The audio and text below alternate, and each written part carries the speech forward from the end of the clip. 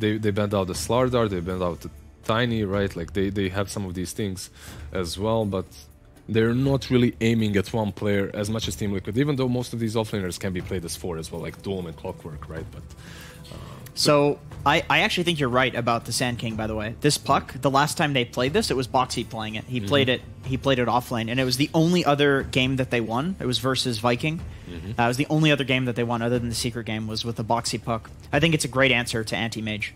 It's not the best in lane. You can get mana burned. You can definitely die once Anti-Mage hits level 6. But if you have a level advantage on Puck, like Puck has one of the best attack animations in the game and great damage. Like you can right click the crap out of Anti-Mage for sure. Yeah. Pressure him. And versus Undying as well, you're kind of fine on that lane, right? Yeah, you're okay with that. Overall, yeah, Sand King is a hero that definitely would suffer harder versus the Undying. Definitely in a core position. Like you'd almost want the Sand King roaming, because at least that means he can go to other lanes. And then in the other lanes, he can actually acquire some net worth by getting some kills or maybe just like pushing somebody off a lane. Whereas, you know, Puck obviously can't. Team Liquid right now, just look at this draft, man. They're like, this is Team Liquid that I've grown to know. Like, 4 heroes, every single one of them has a big ulti that you can combo somehow. The only problem is, in the current meta, there's so much brawling, there's so many mini fights, small skirmishes across the map, that very rarely can you utilize all your combos at once. Which isn't necessarily always a bad thing. You can fight with one combo one fight, with the other fight, but that's extremely difficult to execute versus some teams. Maybe they can do it versus FlyToMoon. Especially teams that are kind of tanky. Between an Undying and a Tidehunter, these skirmishes are going to take way longer than you'd be used to. And against an Anti-Mage, you want these fights to be over quick. You want to be able to win or take some heroes out of the map, take an objective, and then immediately move towards wherever Anti-Mage is on that side of the map. So this Tidehunter pick, definitely encouraging. How does Void versus Tidehunter fare? Because Liquid was specifically banning out a ton of general heroes, wanting to make sure that safe lane stays under control, stays protected, and they end up with a Tidehunter. How's that Void-Tide matchup? It's definitely fine. Like, it's fine for both. Tide is playing against a melee hero, so he's totally cool with it. But if you're Void, like, Tide does this burst damage in the lane, right? He anchor smashes, then you just press the Void Q off cooldown, and you don't take any damage. So both of them will farm, and I think you would prefer to have a Void farming. You do have a Warlock, too, to heal as well. And I feel like Void is one of the better heroes versus Tide. Are you pressuring Tide, though? Like, no, you're not pressuring Tide. You have, remember that you have 2 damage mitigation heroes on the same lane, right? That's true. That can be extremely difficult for Void to play into when it comes about between the Fade Bolt damage reduction and Anchor Smash damage reduction. Yeah, when you come into that lane as a Void, yeah, you'll be healed up. You will stay in the lane. How much will you get out of that lane is a question mark for me still. And it can be a bit problematic. Okay. Templar Assassin. Going for TA. So it is a roaming Sand King. Cool. Yep. Yeah, that'll be interesting. So they still have the counter pick. Is I would assume Batrider's banned. Batrider's banned. Yes. Where's the Venomancer at? Viper's banned as well. Viper's banned as well. Darkseer. Wow, they've really covered all their bases on Jakiro Liquid. mid got him. Oh Sure. no, don't do it. No. Another limp Jakiro mid. Yeah, Jakiro usually, like long time ago, Jakiro was a perfect pick versus some heroes on the mid lane because you scale well as well. But it just isn't the same any longer. If you mess him up just a little bit a couple of times, that hero disappears into the darkness. You know what? Am I crazy that like a Veno would be just insanely good right now? You just run like a mid Veno or even a mid Tide. Like you've Veno versus Void. That obviously is extremely good against the Void, who's good against burst damage, destroys him in lane. It's in lane. You're thinking Veno offlane and Tide mid? I'm thinking either. I think it just think about like how do you fight into like a Veno Tide Undying if you're Liquid? And then you just have Anti-Mage farming the entire time. Anti-Mage pops off. Like that is such a strong death ball with those heroes. Veno gives them some like persistent fighting too. It's like the ultimate does matter, but it doesn't matter that much. It's like, you know, on Sand King, for example, the Sand King ultimate doesn't matter either. It's more about his Burrow Strike. Right. Like I think Veno is more about the wards. You definitely have this one position that is your win condition, right? Your Anti-Mage. So you could go for something like that. Venomancer. They go for the even worse option. Okay, yeah, that's dirty. Yeah, this is very dirty. But Huskar has been changed, and that magic damage can really get to him. So that's also a little bit questionable because you are playing versus a quite decent amount of magic damage coming from Team Liquid. Plus you have that Chronosphere. And you don't have any save besides some heals from Soul Rip, perhaps. and some utility that Tidehunter is bringing to the table. It's a lot of damage over time, too. Like, armlet toggling in this game is going to be really hard for Huskar. But you're playing into this TA matchup. Like, there's no hero that you can put against this Huskar where he's not going to have an extremely good lane. But the thing with TA is you just go jungle. Any TA player knows that. And Koikwa is definitely one of those. Few levels on the mid lane, even on second level or third, get a couple of raid bans, just go to the jungle, leave the Huskar. And then Warlock or Sand King, both of these heroes are excellent at soaking mid. In fact, Sand King is a hero that I recall people in NA for a while were picking as a counter to Huskar, because you literally, it's a sentry battle, right? Huskar's all about destroying the lane, and Sand King, as long as you have a sentry down and they don't, you win the lane. So Sand King can, if he goes a point in his, or a couple of points in his Sandstorm, he can actually lane against the Huskar. So you're already kind of predicting that Templar Assassin is not going to have a good time in that lane. She's going to have to abandon it at some point. But she'll be fine in the jungle is the thing. Right, but then someone's going to take it over. As we see, the odds definitely favoring Team Liquid. They won game 1, unsurprising, and favored them again. But you don't want Team Liquid to just kind of like take this hard counter lying down. You want them to be able to react to it somewhat. I think they're going to do a good job reacting to this. I think there's a reason that Huskar has fallen off tremendously in the past 5 to 6 months. I think people are getting a lot better at dealing with it. Unfortunately, you can't do the mid creep cutting thing now. That is what people are doing. But the TA versus Huskar matchup, I'm sure Koikva's played this a million times. That's a classic. Like, this happens all the time in pubs. Your TA, the guy last picks Huskar, and then he thinks he's going to own you. You just go jungle, and you're 2 levels ahead of him. Let's see if Koikva's seasoned experience will maybe be able to bring Liquid to their first series victory as we pass it on to our casters for game number 2.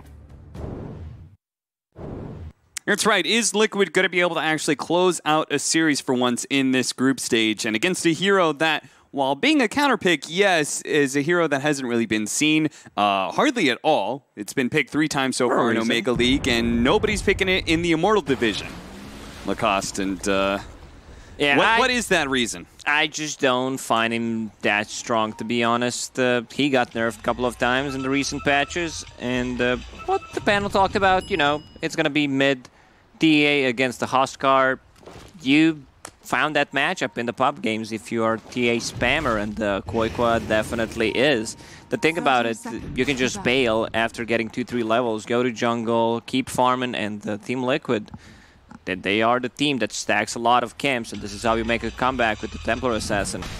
I'm a bit worried about the top lane, see how that one's gonna go. There's gonna be Anchor Smash, there's gonna be Fate Bolt against the Faceless Void. Like, this combination against 2 heavy right-click damaging heroes in the mid-game as well. Like, that's a lot of minus damage if they get on top of them with the Tide.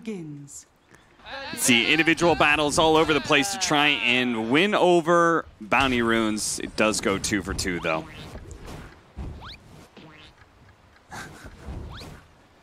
Well, at least Mickey will have the Warlock in lane, so he'll get a lot of, like, he should be able to survive through all this harassment, but it's the CS that's the big problem, right? Yeah, I don't think they can kill Mickey. There's no real burst damage, so both Tidehunter and Faceless Void will farm in this lane. It's just how much Faceless Void can get out of this lane. Let's see the mid matchup. So it's going to be Psyblades, level 1 on Koikwa. Try to get as much damage as possible, always on a fly. This is one of his best heroes. You know, he's not afraid to die after using his mana.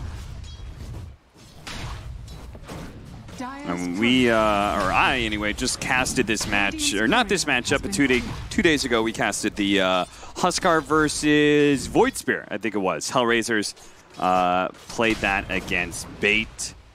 And while they did manage to win, it was surprising how Denny was actually able to do pretty well in those first, like, 5 minutes of CS. We'll see if Koikwa is able to do the same with Templar Assassin. That's probably a little bit more of a difficult task. So far, so good. 5 CS on TA, 3 CS on Huskar, and he's very low. Koikwa just bringing some extra regen. And this is exactly what you want, as far as I know in the matchup, right? You just push the wave into the tower, and it kind of bounces back and forth. Yeah.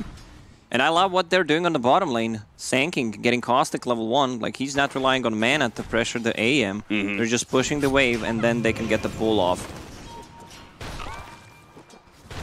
You can see it. I thought they're going to do that. Taiga is the one who's actually farming here instead of Boxy. Boxy's just playing that position for Puck, and he has a phase shift level 1. Now we'll see how well the later part of the game goes. It's one of the big problems against AM, right, is that spell shield. Yeah, against the Burrow Strike, it could easily just backfire. Yeah. Just on your whole team. Guys, I got him. We've all been there. Yeah. Not very fun. I always want to Fly doing a good job of trying to shove these two back. Meanwhile, camp that's pulled into the hard camp, and Liquid and Hellraisers, or excuse me, FlyToMoon fighting over it. I see that HR tag on Roger.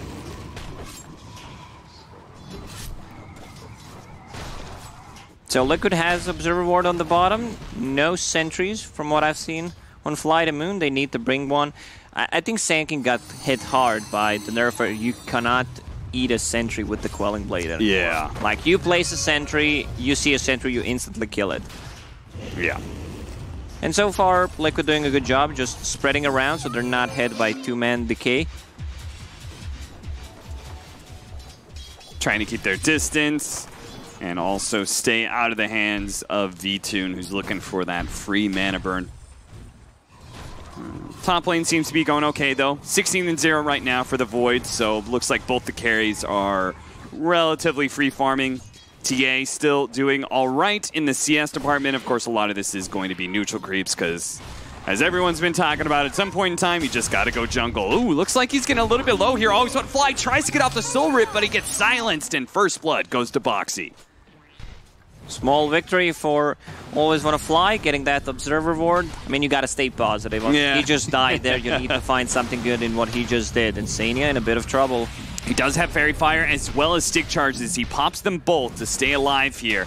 Mickey, surely a Bash is going to come in here as he had hit a number of times without it. They just can't win the man fight, though, against this kind of damage from the Anchor Smash that is preventing Mickey from doing anything and just overcommits. He ends up dying in a bigger win for FlyToMoon, no doubt.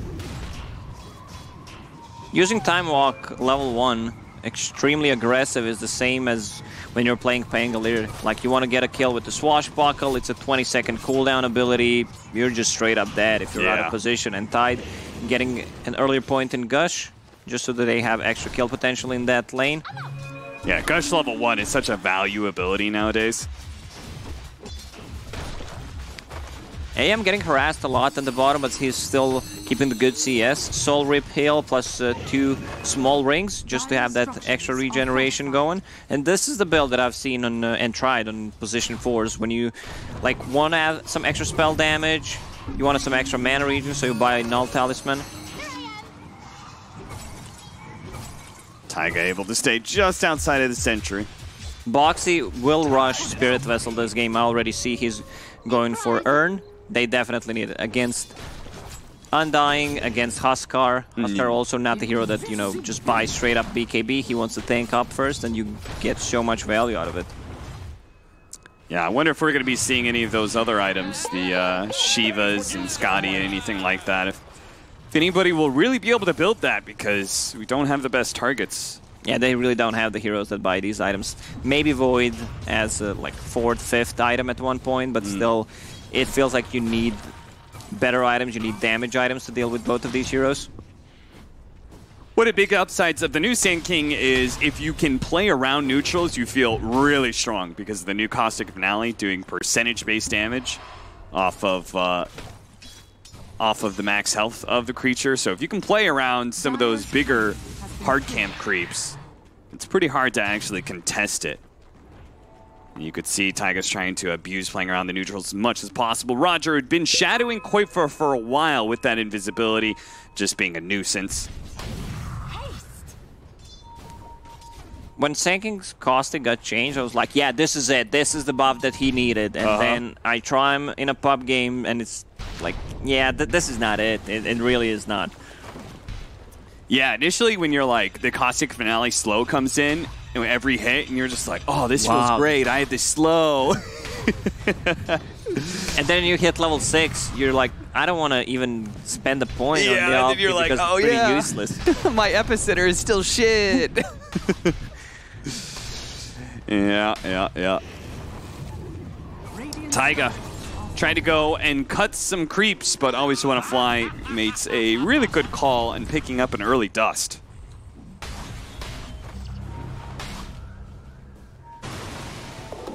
General slowing down Insania a little bit more. Its Faint Bolt could be used here. Is that going to be enough? They're going to have to dive in deep into the tower. One more hit, and they get it.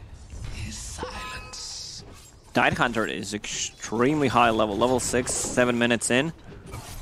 Mango Tree, this is a very valuable item when you're playing against the Anti-Mage. You know, it's going to be good at every single stage of the game. Also, do not put your Mango Tree outside your base. Like, just do not just, but I'm going to get the division. Is this direct shots at T-Governor? What, is he actually the one planting it somewhere? He even put a whole entire video together about where to put your Mango Tree out on the map for vision. I'm going to have a talk with him. Well, maybe it's different now. I have no clue. But yeah, I mean, in this game especially, right? Like, you're up against an AEM. You want all those mangoes for the entirety Trust of the me, game. if this game goes, like, post 60-minute mark, there's still going to be no mangoes underneath that tree. So Taiga just rushing a Blink Dagger. And there's the stacks that we talked about. Koikwa making some. Also, I want to see if they stacked anything in their own jungle on top. So Koikwa already level 7. Like, yeah, you picked Huskar. She's just going to jungle. You didn't get too much out of that lane. I think it's a pretty big debate, to be honest. Yeah, it's a pretty nice idea of just like Taiga being given some farm at bottom lane. Boxy then eventually becomes the mid laner. While the TA just does all that jungling, right? Because she doesn't want to stop hitting those Ancients in order to defend a tower and put up with Huskar. So far better for the puck to be able to do so. So you kind of have, in some ways, the best of both worlds. And it's an insanely good Blink Dagger timing. It's a 9-minute blink. Yeah. Definitely something that you don't see. But I think what they can do right now is just shift puck towards that position 3 hero and just get the farm on him. Yeah, now that you have the Blink Dagger, like, do you really need much more on a Sand King? You know, I'm sure there are plenty of, like, okay, you get a Veil, that's a really nice pickup, but at this point in time, you definitely do not expect Sand King to have a Blink Dagger. Yeah. You want your Sand King to be playing off map as much as possible now. And they've been setting up in this mid lane for a really long time. And maybe there's a small chance. It's still a Sand King, you know. Yeah. FlyToMoon, they've just been abandoned that lane with the Huskar. Quickly deal with the Tombstone. Always want to fly will delay the Tombstone death, but eventually it's 125 gold for Koifa. Now they're moving down to bottom lane, trying to, you see them dropping sentries. They're trying to do everything they can to find that big opening on a core. They wanted the Huskar kill, but he was busy jungling. Now they rotated to bottom, but didn't really find the opening there either. Uh-oh. Fortunately, the silence there. There's comes the epicenter. He's got it, and there's the Burrow Strike. The burst damage is more than enough to be able to kill the Huskar. Big difference between this new Huskar and the first use of the Chronosphere as well. Mickey just wants an additional kill, and you could see why. They still have the Siege Wagon up, so they think if we get enough kills here, maybe old Phase Shift, not good enough. Still hits Boxy, still hits Mickey, and Mickey, time walks away. The Burrow Strike comes through, and it pulls V-Tune away from the Faceless Void. Like, Sand King will need to be careful about using that also. Like, there's some really nice spells to steal for Rubik. Rubik was always considered as one of the best heroes against the Sand King. Stealing that Burrow Strike. Hit by the dust, but Taiga, he wants to be able to fight around this. The rest of his team is still here. FlyToMoon, they got baited in by just having the vision. Oh, look at that! The ultimate got canceled there by Iceberg. Thanks to the Golem drop, perfectly timed by Insania. Rogers just in deep, and he does manage to get the kill on the Sand King, but it's such a hefty cost as now the Animage is dead and Iceberg is low. Fortunately, Liquid have run out of steam, but it was still a big win for the boys in blue. Surprised that FlyToMoon decided to go for that fight. They already used the Ravage, and maybe they did not expect, I don't know, not expect Warlock to be level 6 there because, you know, he's a very strong hero at the moment. Also, Anti-Mage should not be joining any fights at all. Maybe if they clean up 2 heroes, he TPs, gets a hero kill with the Mana Void, that's it. But if Puck still has ultimate, like, you're gonna be straight up dead. Oh, Mickey, come on, man. Does at least get his item. The Mask of Madness arrives, and he'll continue to turboing through the neutral creeps.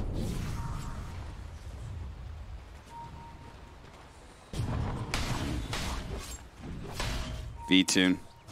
It's up to the top lane with the Tidehunter, so it looks like FlyToMoon's just putting a very heavy premium on trying to take these objectives, trying to take these early towers. I mean, with that play in mid that they made, and now this play at top, stacking these cores.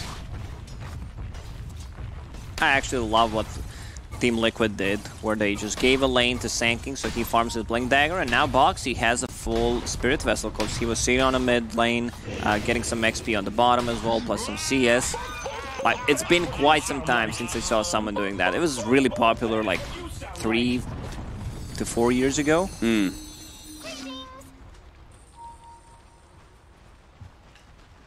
Boxy, I think he was trying to position himself to maybe get the deny. Maybe caught by the telekinesis, silence goes out, but still up by the telekinesis man to jump away to his illusory orb.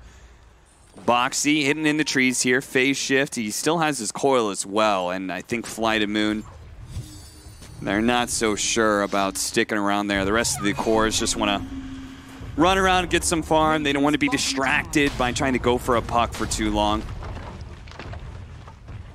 General, with his Ravage up, really wants to take this mid tower. This will be the second Ravage of the game. FlyToMoon needs to bring sentries. You see Team Liquid already prepared. They have a trap, they have Sanking, just positioning himself well with the Sandstorm. And they're defending a tier 1 tower, that's what matters. Trying to reset the cooldown on that rock. Still a good timing on a Battle Fury. Anti-Mage 13 minutes in on top of Power Treads. Yeah, meanwhile, Koifa, he's been just farming Machine, and he has the Desolator. The trap laid out, the smoke doesn't quite break though. They really need this kill on FlyToMoon, but it's looking like they're not gonna get it. Oh, that is very unfortunate. All right, this is a big DD for Huskar. He's pinging it out. Also, I talked about his itemization, so he realizes they can easily burst me, so I'm just going to get Armlet into BKB, which I like here. I mean, you're still playing in the Chronosphere, playing into Deso, but you need to get rid of those Fatal Bonds, not be stunned by or locked down by Coil or Burrow Strike. Do you think Halbert's still worth investing? Oh, Epicenter's going to go out. They're going to try and burst somebody down, and it's not going to be the Huskar. They're going to go for that support. Always want to fly. Those still manage to get off everything. Tombstone goes out. They have a nice Chronosphere on it, too. That's going to be able to set Koifa up for the free damage on the Iceberg. Now they've taken down the primary damage dealer. In general, he's going to die without using his Ravage. Back over to the Undying, who eventually did die, despite the initiation from Taiga not actually killing him with the burst. They managed to get just the perfect Chronosphere, and now that kind of teamfight win leads straight into Roshan. They get the kill on Roger at the end of it while they're still doing this Roche. Another massive victory for Liquid. Yeah, this is the Team Liquid that I expected to see throughout the whole tournament. Like this kind of aggression, decision-making. They get 4 heroes killed, they get the Roche. And I want to see some counter-picking. You know, this is an earlier tight pick. You want to have hero like Enigma, Faceless Void, Doom, something that he can't crack enough.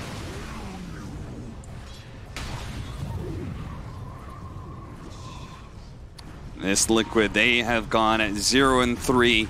2-1 by Viking GG, 2-1 by Secret, and the most surprising 2-0'd by Ninjas in Pajamas. Desperately need a win here, as well as another win tomorrow against OG if they want to be able to have a chance of heading into playoffs, even having a chance of being able to do so by participating in the play-in part of the group stage.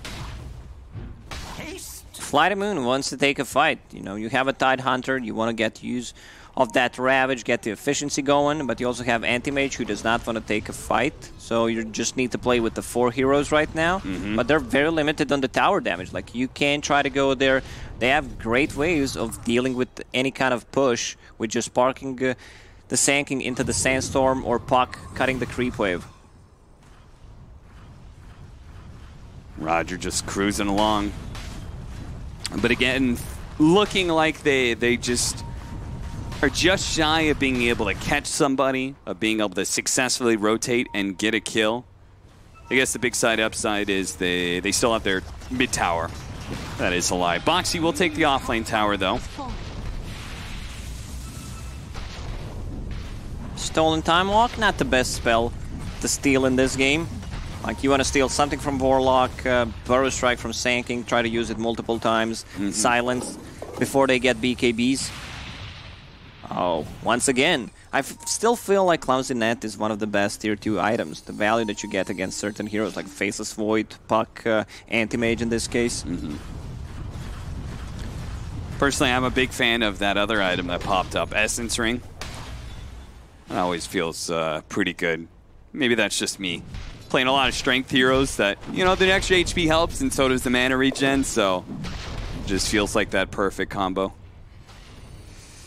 I don't know, are you concerned that FlyToMoon hasn't managed to, like, that they are down 5k right now? Or do you think it's okay just because they do have some late game of the AM as well as the Tidehunter? I've seen AMs, you know, just winning the games by himself, but he's playing into Faceless Void and TA. Like, TA is not a hero that falls off quickly anymore, you know. Before, TA was on a timer, but with the, I'm gonna call it recent changes to her talents, it's still insanely good late game hero. And I don't think Huskar is gonna scale, that's the issue. Like, you have also position 5 Undying, who's just straight up food. Liquid, they are ones to push an advantage as soon as they get a big upgrade, and that is the BKB on Koifa. It's going to be comboed with the double damage here from Koifa. So they're going to lead off a quick stun onto Always Wanna Fly and turn that into a tier 1 tower while FlyToMoon is not in position to defend. So that's looking like a freebie. And Koifa is playing into like Rubik, Tidehunter. He wants to be able, Huskar most importantly, he wants to get that BKB before a Blink Dagger, which I kind of really like. They have like no abilities that go through magic immunity. I have to say, I would feel a lot better about FlyToMoon's lineup if it was the previous patch. So, Magic of the Burrow Strike, and okay, they're going to drop everything they have to be able to catch this Anti-Mage, and it was just enough. One stun leads into 2 more and gets the kill on a V-Tune. This is one of those games that could easily go wrong and end up in fails of the week, because you use the rock, you stun yourself, a missed Chronosphere, barely caught him on the edge. But instead, becomes a symphony of success for Liquid. Oh yeah, previous patch, right? I remember the AM versus Void matchup because we were seeing that so often. The AM would go for that Heaven's Halberd build to try and deal with the Void.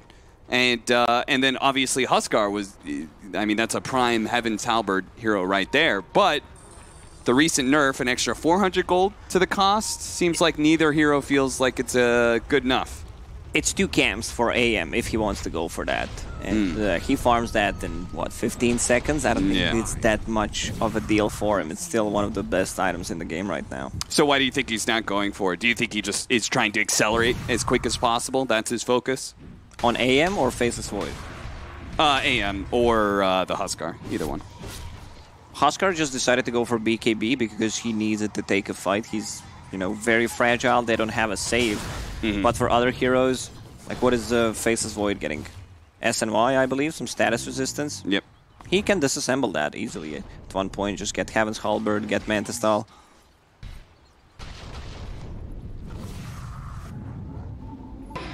I don't think this is the kill you're getting.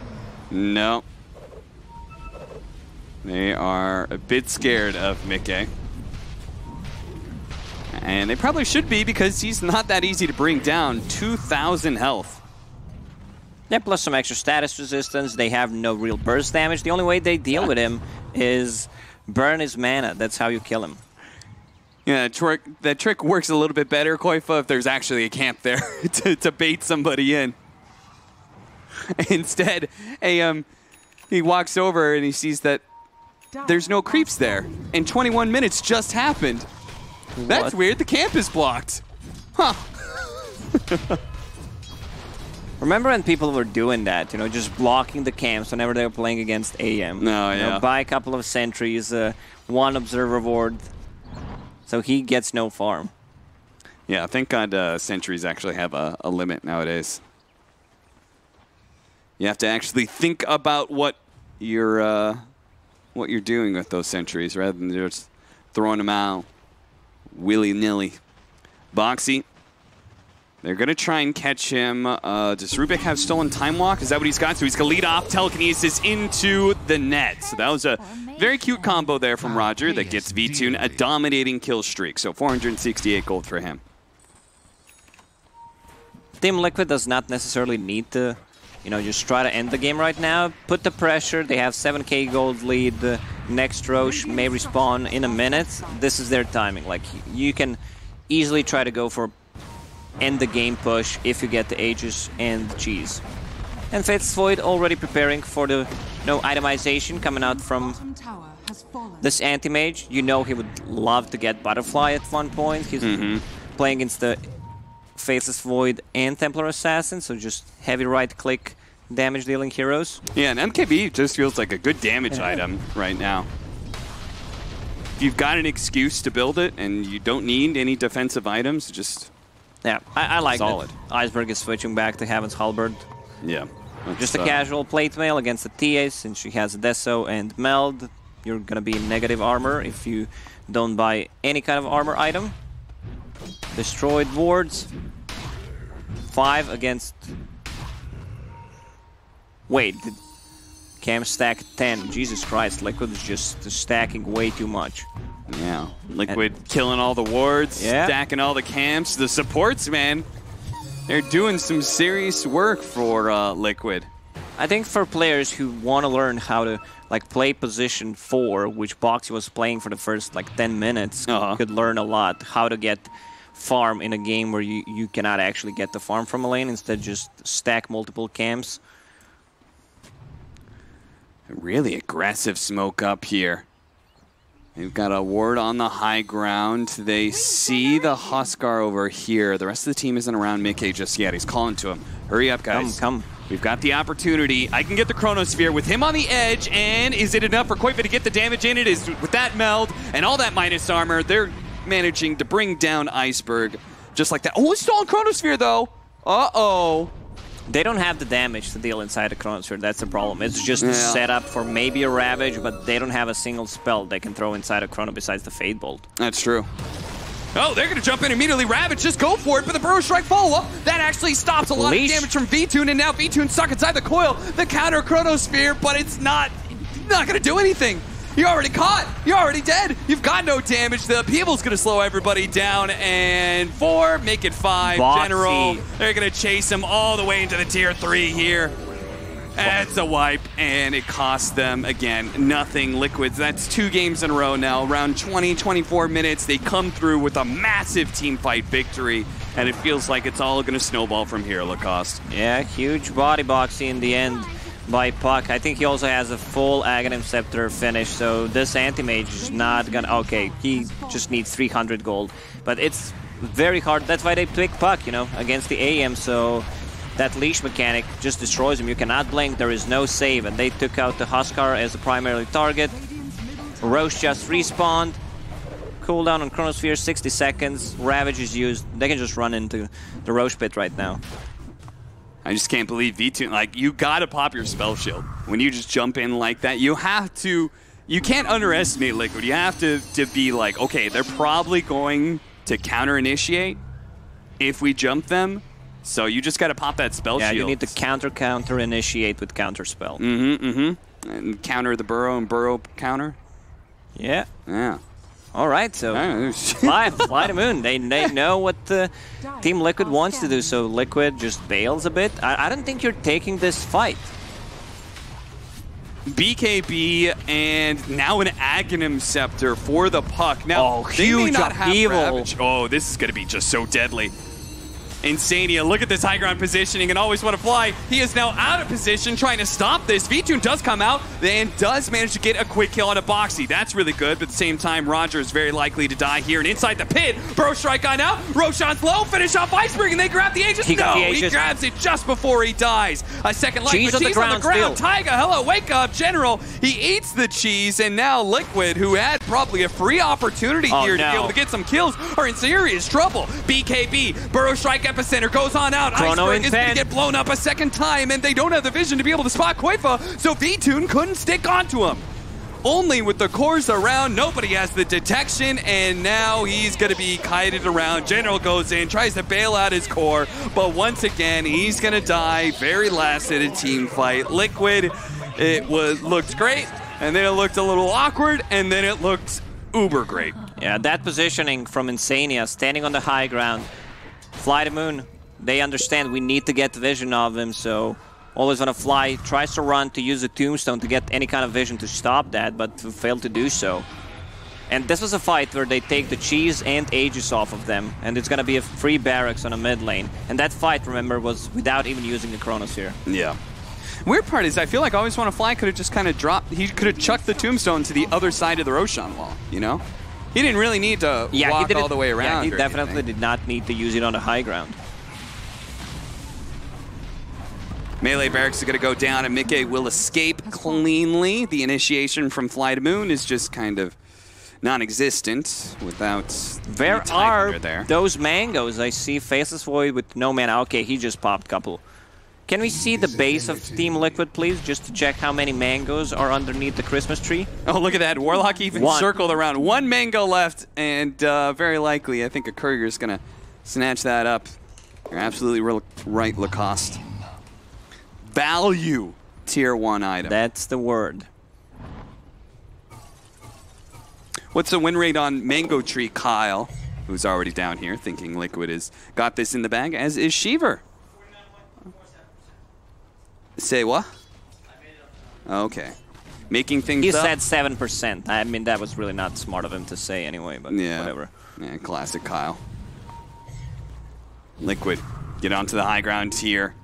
And are they aware? The jump in Ravage on it too. That's beautifully set up. They can get the Mana Void. The Spell Shield actually goes off this time, but the Burrow Strike still slowed a little bit. They managed to get the kill. Turn around. Taiga activating his BKB, gets off the epicenter. And even if they kill Mickey, the true damage is coming from Koifa as he delivers another beautiful strike that brings down the Undying Iceberg. Left stuck inside an upheaval. And now it is just a pitiful life for a Huskar who is past his prime. Lacoste, his time is over. And now the stronger carries will rise up. Yeah, he's not having a good time. It was a great setup from FlyToMoon, you know, using the Ravage there, blowing up Faceless Void before he could get any spells off, but still not enough. Like, they also needed to bring Koikwa down because that's just call it. That's it. Like, I mean, there's nothing they can do in this game anymore. Liquid, they finally win a series, and they do it very cleanly, too. A nice 2-0 against FlyToMoon.